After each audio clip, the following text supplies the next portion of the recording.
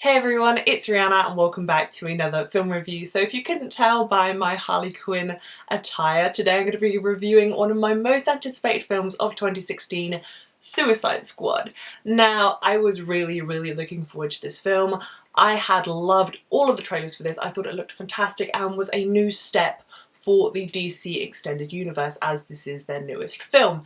And I was semi a fan of Batman v Superman Dawn of Justice. I liked it, but all of the hype and talk around it really made me dislike the film more than I already did, and I like the film. And a couple of days ago, when there were press screenings for Suicide Squad, there were some bad reviews from critics and Rotten Tomatoes alike, and people just started losing their minds over Suicide Squad, and I couldn't see this film till Sunday, so I was avoiding the internet, avoiding spoilers, had to go into this film with an open mind, and now I can finally talk to you guys about it. This review is mostly going to be spoiler free, but I will warn you when I go into spoiler territory, and I haven't read any of the source material, so there will be no discussing source material or comics in this review. So Suicide Squad is directed by David Ayer and follows Viola Davis's character Amanda Waller, who is the head of a top secret government agency who have this plan called Task Force X, and this involves rounding up tons of supervillains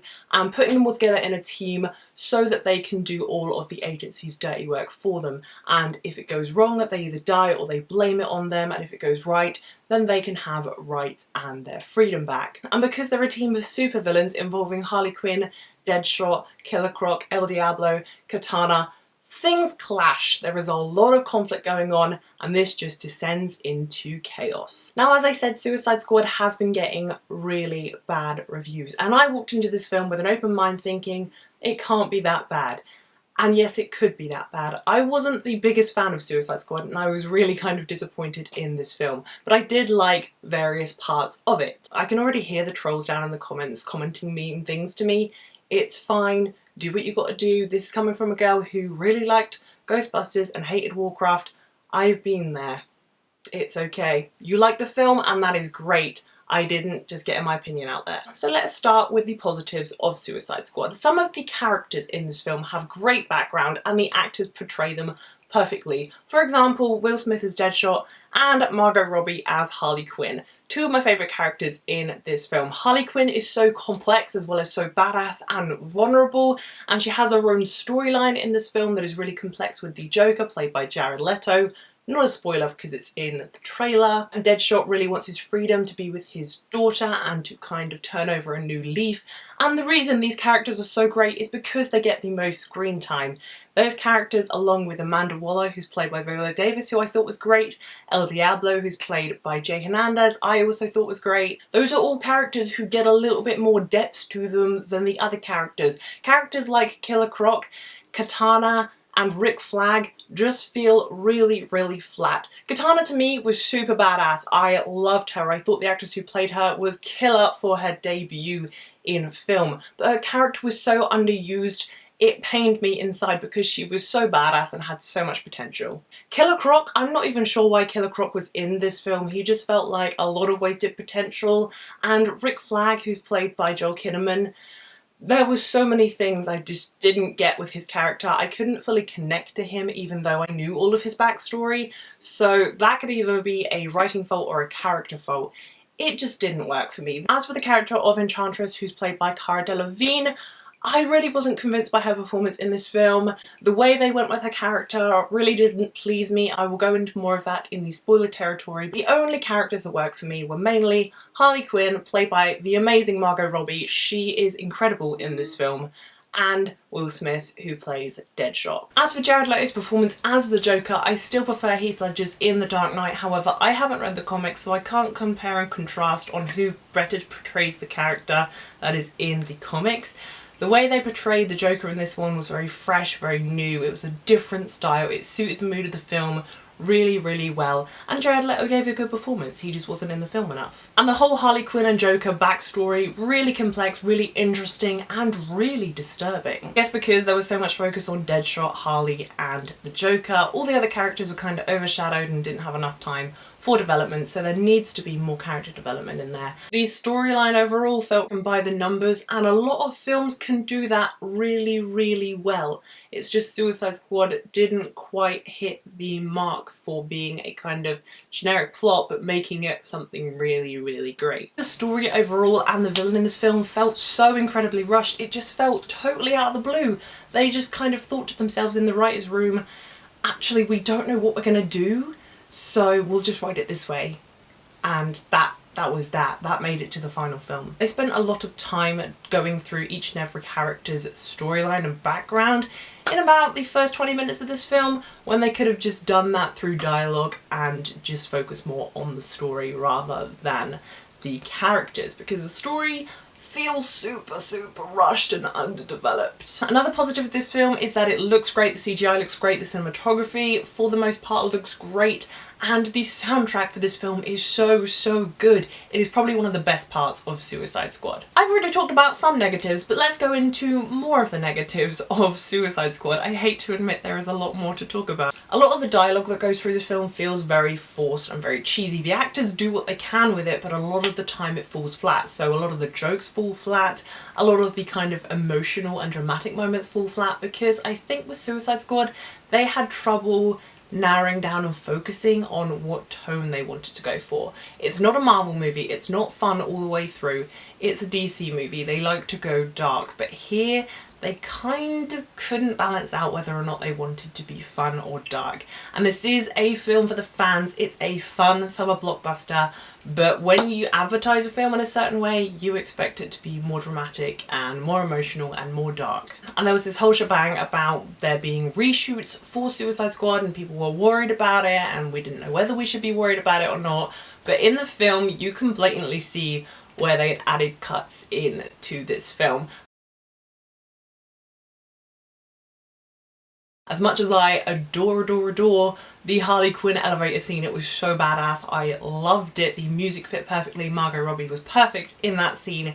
You could blatantly see that it was a reshoot and they just put it into the final cut of the film. I have a superhero film without action, and here the action really kind of underwhelmed me. It was a lot of gunfire, a lot of shooting, a lot of explosions, and I'm desensitized to that by this time.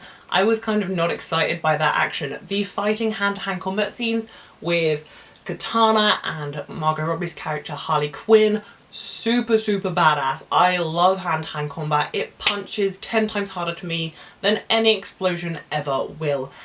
And that side was great. The explosions, not so much. The plot and storyline of Suicide Squad overall has a lot of flaws and a lot of problems. It is a fun summer movie to watch if you just want to go out and watch action, but with the potential of this cast, this director, this studio is starting up again. With that potential, this film was incredibly disappointed, and there was a lot of wasted potential in this film. So highlights of Suicide Squad: we have Harley Quinn, Deadshot, Amanda Waller, El Diablo, and for the most part, the Joker. Really badass characters, had a lot of fun watching them. We have the soundtrack, which really is in competition with Guardians of the Galaxy for one of my favourite soundtracks of all time. And the hand-to-hand combat action scenes were really, really badass and well done. Everything else in this film feels like a lot of wasted potential and disappointment, which is really, really sad considering I was anticipating this film all year. But as an average viewer, I still had fun for the most part of this film, so overall I'm going to be giving this film a draw. So we've come to the end of my spoiler-free review. I will now be talking spoilers, so if you haven't seen the film, please click off or please come back when I show this picture. Where do I start? There were so many flaws in this film that racked my brain that I just hated so much. One that sticks in my mind is when the Joker texted Harley Quinn. Texted Harley Quinn. Texted. Who decided that would be a good idea writing-wise? You could have come up with such a more creative way for the Joker to get in contact with Harley Quinn. But they texted each other. It's still racking my brain. I don't even know if it was real. It still happened. But yes. Another thing that really bugged me, number 2, was the Samsung product placement in this film. Every damn time I saw a Samsung product in this film, it hurt me inside. That's not even a spoiler, so I don't really know why this is in the spoiler section, but this is my rant spoiler section. The Samsung product placement has hurt me a lot. It hurt me. As I said in my spoiler-free section, the villain and the character of Enchantress felt incredibly rushed. She was there for about 5 seconds. We learned a little bit of her background, a little bit of her history, not enough to justify what the hell she did to Midway City. I get it, you hate humans, that is such a generic way of destroying things and making this machine thing, but her character was just so underdeveloped, and her and Rick Flag just had no chemistry whatsoever. This is why I didn't really like Cara Delevingne in the role of Enchantress. Not that I can say anything because I haven't read the comics. I always knew the Joker wouldn't be the main villain of Suicide Squad, I just didn't know who it was going to be, and then the fact that it was Enchantress, it was a bit of a plot twist, but it was also kind of, she's an evil bitch, so I kind of know she's going to be the villain now. It sort of feels out of the blue and out of place. They probably could have brought another villain out of the comics just to spice things up. The character of Slipknot, who the hell even knew he was going to be in this film? He was like kind of bigged up as being this big character, got his own character poster, and he is literally there to play dead for Amanda Waller, to see that she will kill you if she has to. That's what I love about Amanda Waller. When she was the person that they had to go save, retrieve, and get back to safety, and she literally shot all the men in her room, I loved it. It was good. One thing I really did like though was the Flash cameo by Ezra Miller. I'm so convinced by him from the Justice League trailer. I love him. That was cool. And the ending of this film wasn't my favourite. You kind of had a fast pace up until the bar scene. The bar scene was this whole entire break where they kind of had to prep themselves up and be like, yeah, we're gonna go defeat Enchantress. And then you had that sequence, and then you had the ending of this film, which was sort of just like, yes, we know you're going to make a sequel to this, you're a comic book movie, congratulations, you have the money to do that, you don't need to leave us on a cliffhanger, you know what I mean? I could go into so many different details and flaws of Suicide Squad as a film in its storyline, if I could remember them, and it's kind of a forgettable movie. That is all the spoilers I think I have to discuss, so we are going to wrap this video up. Suicide Squad was a disappointment. I hope you enjoyed it. If you are a fan of the comics, I hope you enjoyed it in general. If you enjoyed it, that is great. I just wasn't the biggest fan. Alas, if you have seen the film, let me know what you thought of it down below in the comments, and what was your favourite scene or your favourite character. If you like this video, please be sure to give it a thumbs up, and if you haven't already, please subscribe to my channel. I'll be doing lots more TV reviews and movie reviews for you guys very, very soon. Thank you guys so much for watching. I will see you very soon. Bye!